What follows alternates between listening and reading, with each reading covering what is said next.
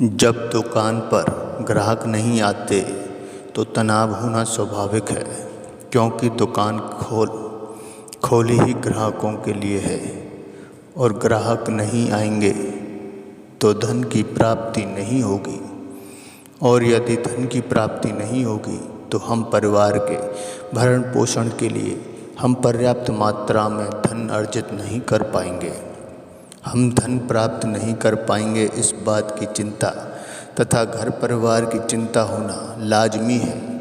इस प्रकार की चिंता स्वाभाविक है, परंतु किसी भी व्यापार तथा दुकान का एक नियम है कि वह हमेशा एक जैसे नहीं चलते। यदि ग्राहक कुछ समय के लिए आते रहते हैं तो यह निश्चित है कि कुछ समय के लिए बिल्कुल भी नहीं आएंगे या इक्का दुक्का ही आएंगे, और यदि कुछ दिनों तक ग्राहक नहीं आ रहे तो इसका यह मतलब नहीं कि वह फिर कभी नहीं आएंगे। हो सकता है मंदी का समय कुछ लंबा हो जाए, परंतु दुकान पर ग्राहक आना कभी बंद नहीं होते। वह वापस आते हैं, बस ज़रूरत है डटे रहने की, जमे रहने की, दृढ़ संकल्प की। परंतु इस खाली समय में बेकार के भयभीत करने वाले विचार आते रहते हैं और मन मस्तिष्क को दूषित कर जाते हैं। हमें ईश्वर का शुक्रिया अदा करना चाहिए कि ईश्वर ने हमें यह खाली समय दिया है, यह अवकाश दिया है। इस अवकाश का हमें फ़ायदा उठाना चाहिए। हमें इस अवकाश में ईश्वर पर ध्यान लगाना चाहिए। खाली समय में हम चाहे कितने भी सोच विचार कर लें, चाहे कितना भी तनाव में भर लें, ग्राहक तो आने वाले हैं नहीं। कहते हैं ना, ग्राहक का और मौत का कोई पता नहीं, जाने कब आ जाए और कब तक नहीं आए। तो ग्राहकों का बेकार में इंतज़ार करने के बजाय आप अपने मन को उस कामों में व्यस्त रखिए जो आपको रुचिपूर्वक लगता हो। जैसे आप कोई मनोरंजन के लिए मूवी देख सकते हैं, या किताबें पढ़ सकते हैं, कहानियाँ पढ़ सकते हैं, या फिर आप ध्यान कर सकते हैं बैठे बैठे।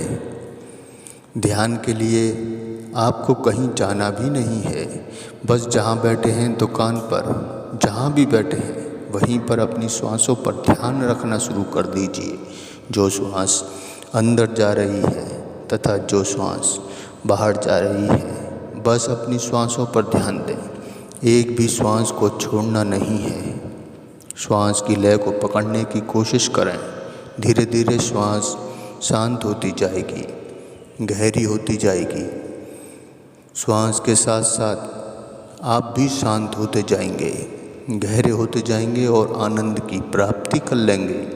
इस खाली समय में यदि आपको आनंद की प्राप्ति हो जाए तो यह आनंद लाखों करोड़ों रुपए कमाने से भी बेहतर माना गया है। यदि आप बेवजह तनाव लेंगे तो आप उस दुख से दुखी होंगे तथा शरीर में भी अन्य बीमारियों को जन्म देंगे। फिर उन बीमारियों में दवाइयों का जो खर्चा आएगा, उसके लिए जो आपने पूंजी जमा कर रखी है उसे भी व्यर्थ में नष्ट कर देंगे। दुकान पर ग्राहक नहीं आते, इस वजह से आप बेवजह तनाव लेंगे, टेंशन लेंगे, तो घर में भी आप टेंशन में रहेंगे, डिप्रेशन में रहेंगे, तो परिवार के अन्य लोगों को भी आप दुखी करेंगे, उनसे लड़ेंगे, उनसे भिड़ेंगे।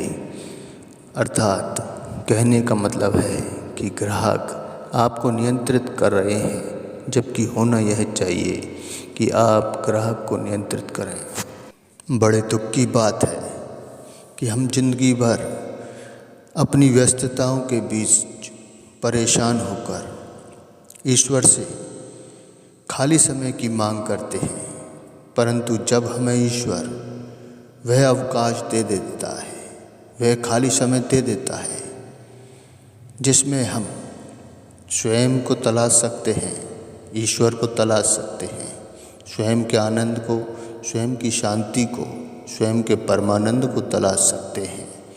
उस खाली समय में भी हम व्यर्थ की चिंताओं से, भविष्य की चिंताओं से, भूतकाल के विचारों से घिरे रहते हैं, परेशान रहते हैं, तथा ना चाहकर भी हम कुछ ना कुछ काम करने के लिए तड़पते रहते हैं। हम चाहकर भी आराम नहीं कर पाते।